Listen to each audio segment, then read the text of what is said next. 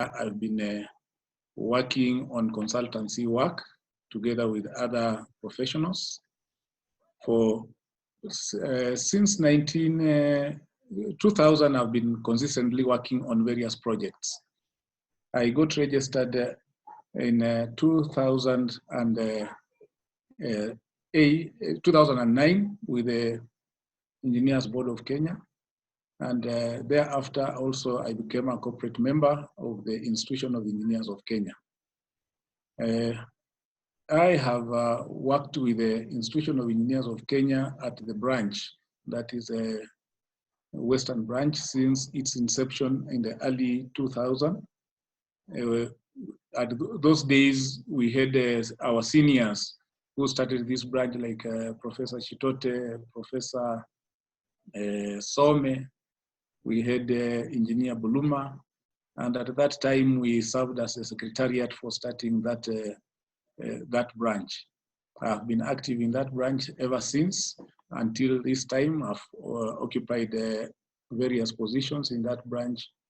As an ordinary member, I worked at one time as a secretary, as vice chairman, as chairman, and as at now, we held the elections of the branch, and I handed over the chairmanship to Engineer Ngage and other officials. So the branch is still vibrant and is going on. And we are happy also that another section of the branch has also become fully fledged, that is the South Rift. The region was very expansive. As you know, it spans all the way from the border of South Sudan to the border of Tanzania, and occupying the Western and Nyanza regions. Those are very expansive regions, and it was a real big challenge for the members to really work well within that branch and attend to the various meetings that we have been calling.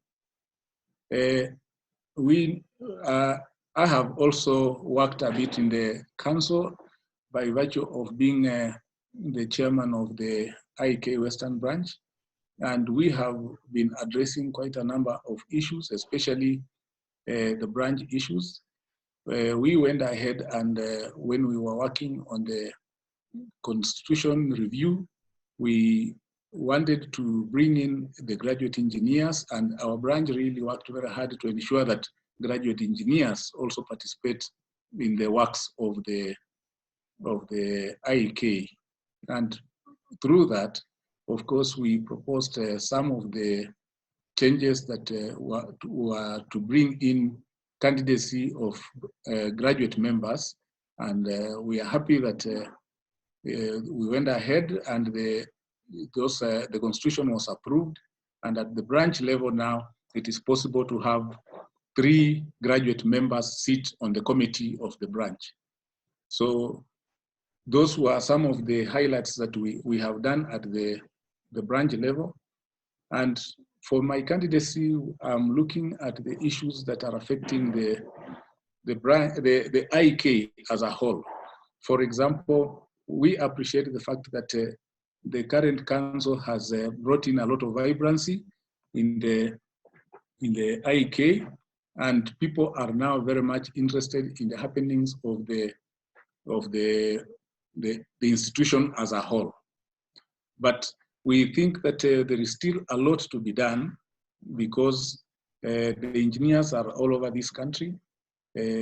So many activities are being planned within the city, and we know also that quite a number of engineers cannot afford some of the activities that are being held. So I'm thinking that it is important, as one of the ways to get closer to the engineers and assist the engineers to grow, to have some of the online platforms developed for the IEK, so as people can actually participate in activities of the branch from a distance. Those who can't travel, of course, it is always good to interact at a close range so as we can share. But supposing you are too far, then it requires that you still get information. I'm also thinking that apart from what we are having in terms of progression in engineering, the engineers are, especially those who have just come out of the universities, they are lacking opportunities to develop themselves to the level of professional engineers. This is happening because quite a number of projects are not being handled by the locals, and therefore we are saying that we need to promote the level of participation in the locals, even if the international companies participate, the local must participate at a higher level. In that, you'll find that quite a number of engineers are not registered because they have not worked on projects, and yet projects are going on in the country. So if policies can be developed, which will compare all those who are handling projects, whether they are international or local, to incorporate internship within the projects that will be undertaken, then most of the engineers who are out there who are not registered will get an opportunity to have hands-on and write their reports and, of course, get registered. We think also that we are having quite a number of engineers who have adequate experience out there.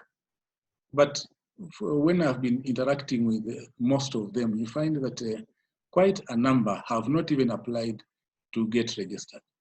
We think we should really mobilize most of these people who have experience out there to apply, because you'll find I've talked to quite a number. They have a lot of experience, and we ask them what is happening, why are you still a graduate member?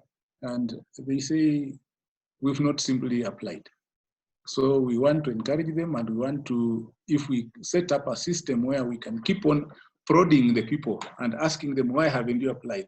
Can you be assisted? What have you done so far? So as the people who are already PEs can sit in and sit with these people, maybe do it like some of the professional organizations out there do. We assign mentors to each person who comes out as a graduate engineer. We need all these, the branches, for example. Also, we are happy that the constitution that is there has a, hello, are you still hearing me? Engineer, we are here. We are just muted, mute mode. Okay. Yeah. Okay, so I can continue? Continue. Okay. We also realize that quite a number of times members have been asking, what are the branches all for if everything is being done at the headquarters? I think that it is important now that we empower the branches so as it can do quite a number of things. Let the people even pay at the branch. Let the people get most of the services at the branch, so as we report to the headquarters. Otherwise, the way we are now, the branch is, people are not seeing the need of being a member of a branch, and most of the activities have just to be done at the headquarters. So we need to empower these branches so as they can be able to handle most of the things and less otherwise. Even, for example, things like interviews. Why can't we have professional interviews also devolved, even if it means some of the committees coming to the branches to interview members? So those are some of the things that we are talking about. Also, we are having our IEK, it encompasses all the disciplines. And you'll find that all these disciplines, the way they are, we are having just one journal. It is important that we set up various, of course, various chapters within the same IEK, so as these chapters can really go deeper in the various disciplines, so as we can be able to mentor people in those various disciplines. That will become a better way, and possibly we could also have discipline-based journals, which can assist a lot in mentoring the young and also giving us continuous development, professional development. We have also been working with the various international bodies. For example, I'm working on a project which is called Royal Academy of Engineering. And when we wrote this proposal, we were having in mind the fact that we are not having enough interaction between the university and the industry. We have people who have gotten their postgraduate degrees. They are working in the universities. And unfortunately, most of these people in the universities, you find that since they are teaching, they are not having opportunities to have or to do projects. And this disables these people from having enough practical experience that the Engineers Board of Kenya requires to be able to register them as professional engineers.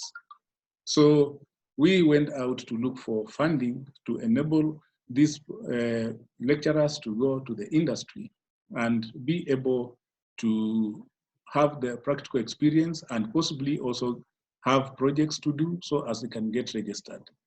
It doesn't really sound very good that somebody, a professor or a senior lecturer who has taught students who have gotten registered, he himself is not registered. And yet when the person was coming in was a first-class student. And that is why we went out to make sure that most of these people could have an opportunity to go ahead and get this practical experience. I'm happy to say we have attached up to 18 lecturers to the industry, and they're in the process of getting that experience to go ahead and at least try to get registered so as our universities cannot be seen as having people who are just theoretical. As we are talking, of course, we have another project which has just started on the same line, and we need to have professionals from the industry to come to the university so as they can interact with the lecturers, and more importantly, to interact with our students when they are still at the university level. So by the time they're getting out to the field as graduate engineers, they already know what they should do. So as within that 3 years, they should be able to get registered.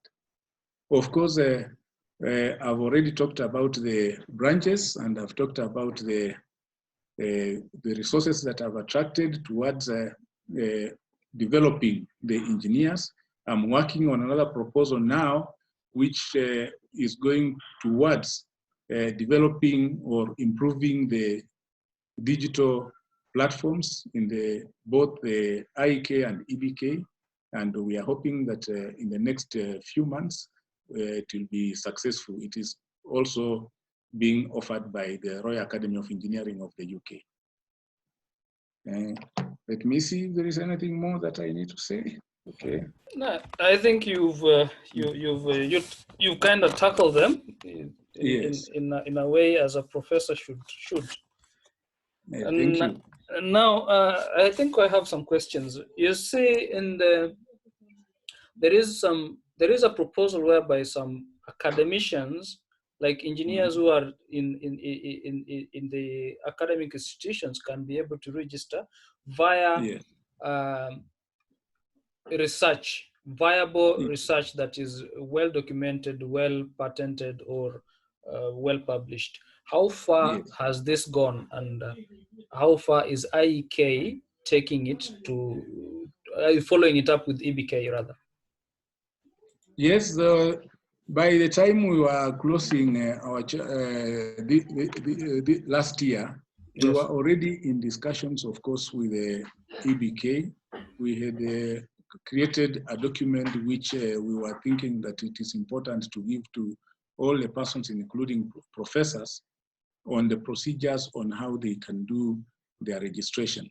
So the discussions are ongoing, and we are hoping that we are going to have the next sitting before this present council finishes its term. Of course, it will be handed over to be continued to the next council. All right. And what do you think is ailing IEK that the membership numbers is so low? And how come even the students are not registering to be members of the society? I think for a long time, IEK had been seen to be EBK. And even when I talk to many people, they have not really appreciated the difference between EBK and IEK. But I'm for the last 2 years, the present Special Council has been working very hard to demystify this.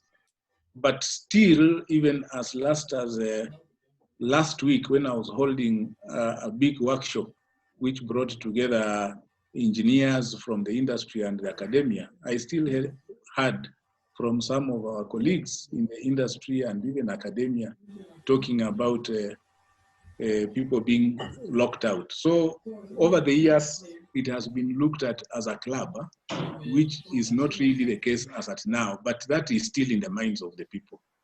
I think we need to just have a big campaign for people to realize that this is their organization and therefore they must participate in it, they must get in, and they must influence what is happening inside.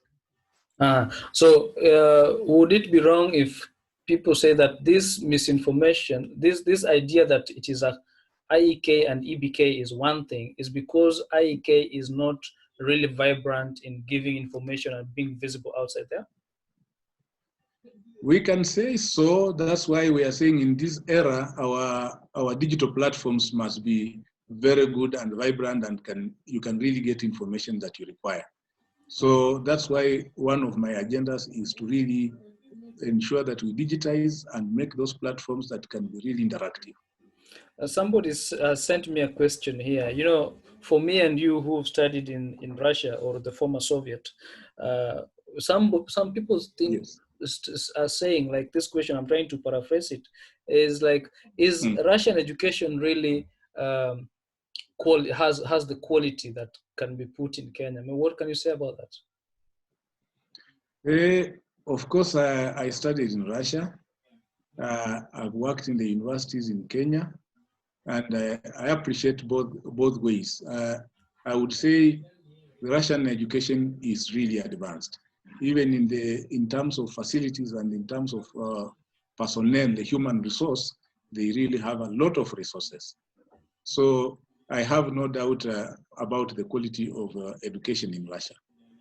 So is it, you would advise anybody to take up any an educational program there under scholarship or on private basis to go there?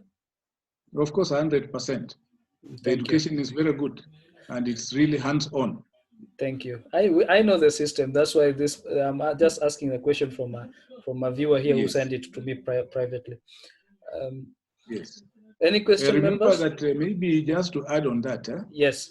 When we are talking about Russia, we are talking about a superpower. And when we are talking about superpower in terms of military, that is about technology. Yes. And the technology is coming from those very, very universities. So that's why you cannot doubt the education there. I know that for some time, maybe just to joke around, is that when you come from a country like Russia, where you have studied in Russian, when you arrive here in the beginning, you look like an illiterate person.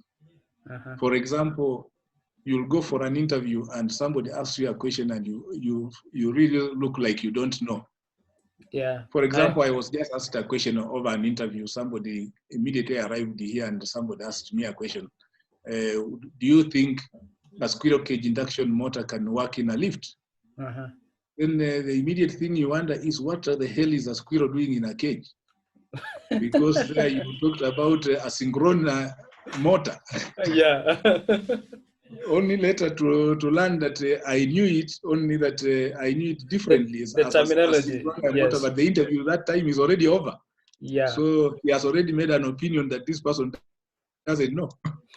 Exactly. I get the feeling, because for some of us who studied there, I understand the feeling of people thinking that you might not know, yet you just know. It's just that you need to now process the information back in English, so that the terminology, some terminologies are very close, are similar, but some of them are completely different.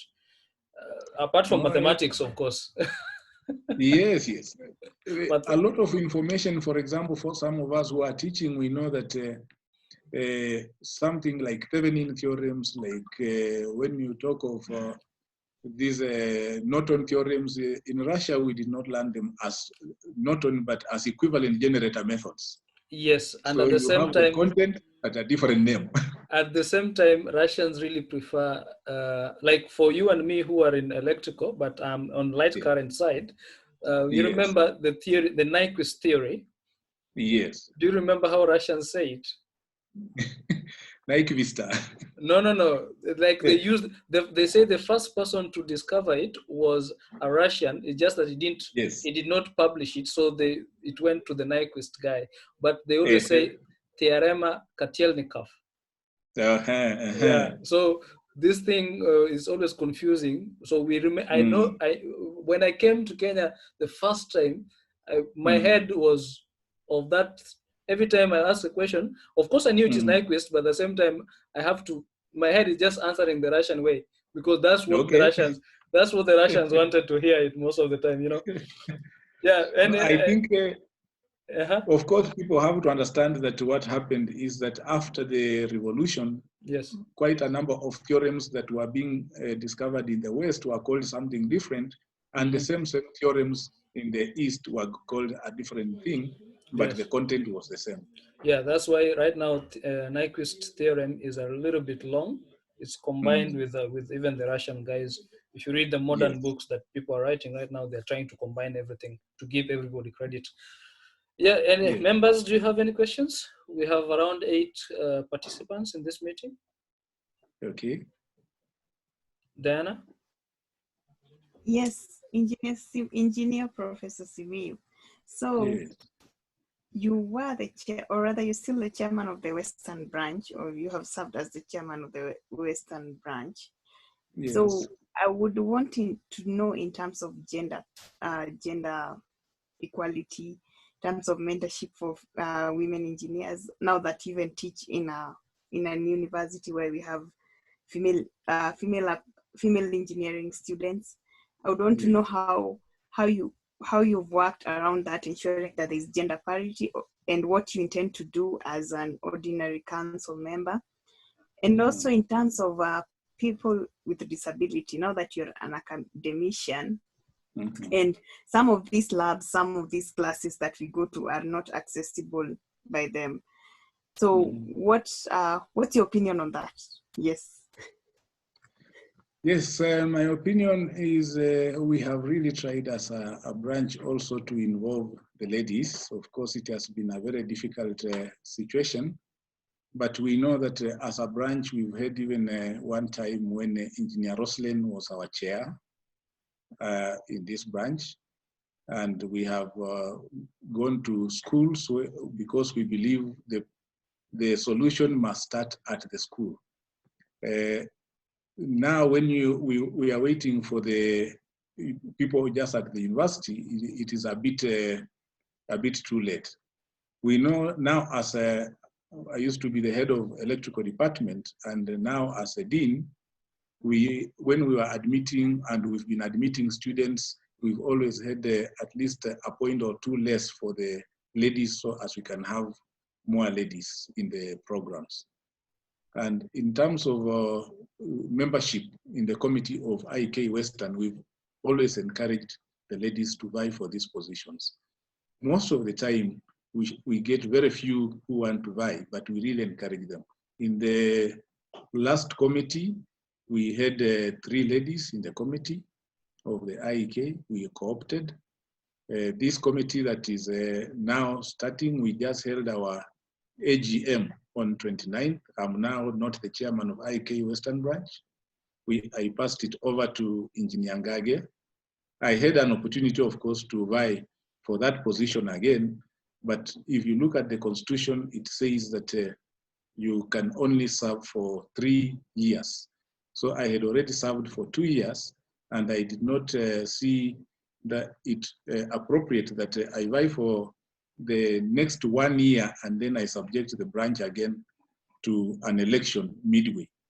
So I opted not to vie. So as then Engineer Ngage, the committee elected according to the Constitution, we elected him to chair this branch.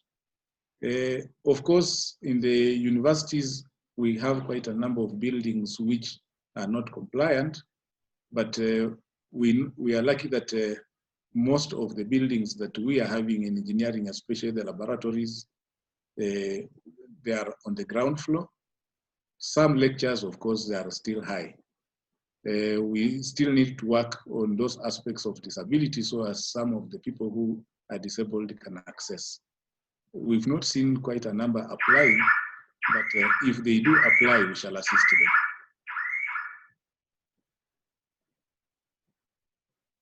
Hello? Okay, Hello? thank you for the response. All right, thank you for that, engineer. Any other person with question? Engineer Bosuben? All right, I just have one question for you to answer in say a sentence, and then you give us a pitch as you call out for voters. Yes. What do you think about like you are a member and the chairperson for the Western branch that was supposed to take care of even the semi-arid Yes. Lodwar, for example. How do you think IEK is supposed to reach those people to ensure that they don't feel like Kenyan, they feel like Kenyans rather, the sense of belonging, and also to mentor the young boys and girls in such areas to take up engineering? To me, as having been the chairman of this region, I know that one of the biggest problems, especially when we are organizing functions, is the distance. And it was really tricky to have people coming from all over. The branch is actually located in Eldoret, but people coming all over from Naivasha, from Lodwar, from Namanga, from Bungoma on the other side, or Busia, to come and attend was always a challenge. Given that most of these activities is not like those people who are in Nairobi, you have to really spend your own money. And possibly if you come from a place like Lodwar to Eldoret, you'll need to come and sleep and have the activity and possibly sleep again. So that it means you put aside 3 days just for one activity. So it is important that as much as IEK now has opened up that we break the Western branch into 3, that is North Rift, Western, and South Rift, it is important now we have other satellite centers like in Turkana. Even if the members are a few, even if they are 10, let them have a branch. And that branch can work a lot to sensitize the people within that region, especially from the schools, so as those people at the school level can know that they can also select engineering and be admitted. Another thing is that because of distance, I really advocate for these digital platforms. Digital platforms, I'm a member of, for example, IEE, which was converted into IET, and I get a lot of information. I get a lot of, let me say, communication by email. You can go to the website, there's a lot of information. You can buy books through the same website at a lower price. So if we can enhance our digital platform, we can easily get to information even when we are far. We should enhance our secretariat so as it can be working on these digital platforms to be real time when they're answering questions or queries from their clients. So only that way then we can be much closer, even if we are on the far-flung areas within the country. All right, thank you. Now, you can give us a pitch? Yes, thank you very much for this opportunity. I take this opportunity to ask the electorate to elect me for the position of ordinary council member. We would like to go on and develop systems that will assist us to have more people grow. As a person who is an educationist, I'm a lecturer at the university, I'll be happy to see all my students who will have graduated to become professional engineers. When they get stuck somewhere in between, then I'm also not a happy person. So those are, we shall want to set up systems that will help us move people from graduate engineers to professional engineers. We shall want to set up systems that will enable people to get the CPD points at a more affordable price, like setting up modules which we can put on our platforms. So as people can go through these modules and also gain CPD points, we would like also to, if we are elected, to set up systems which can develop our various disciplines further. So as it's not just a chapter for, it's not just an institution which is just general, but it's an institution which can work closely, even in terms of research, with the universities, so as we can really develop the respective disciplines that we are having. We need to really empower our branches so our services can go closer to the people. So I request that you vote for me on 23rd of March 2020. All right, thank you, Prof, for that. Thank you for wonderful, for accepting our invitation to be our guest today, so in a very short notice. And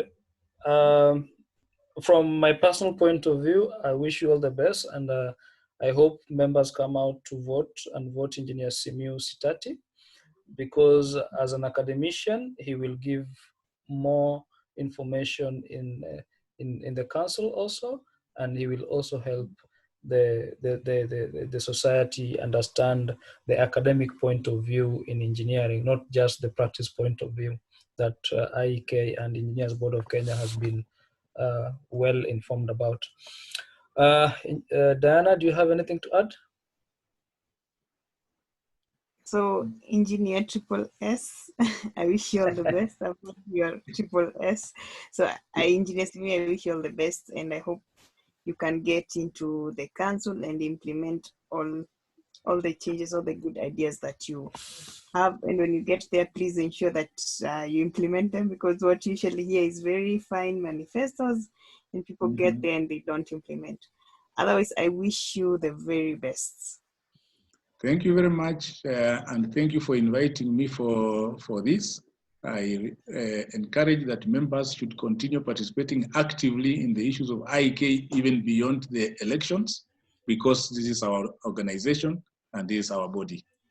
Yes, we hope to continue hosting webinars most frequently, so that maybe you can also come and give ideas, give some advice to the young upcoming engineers, both in school and maybe even in high schools and primary schools. So just a point to make, engineers spoke of IEE, that is in the UK, that was changed to IET, right? Yes. Yeah, Yes. that is the Institute of Engineering and Technology, which I'm also a member of, and Yes. their services are really up to standard. I receive emails, I receive webinar education journals. Yes. So I hope when you enter the council, you'll be able to implement some of these things so that we can also be in the same level with them. Otherwise, everybody, good night, good evening. And Professor, thank you so much for being with us today. Bye-bye. Good evening. Thank Yeah, you. thank you, Professor. Bye. Bye-bye.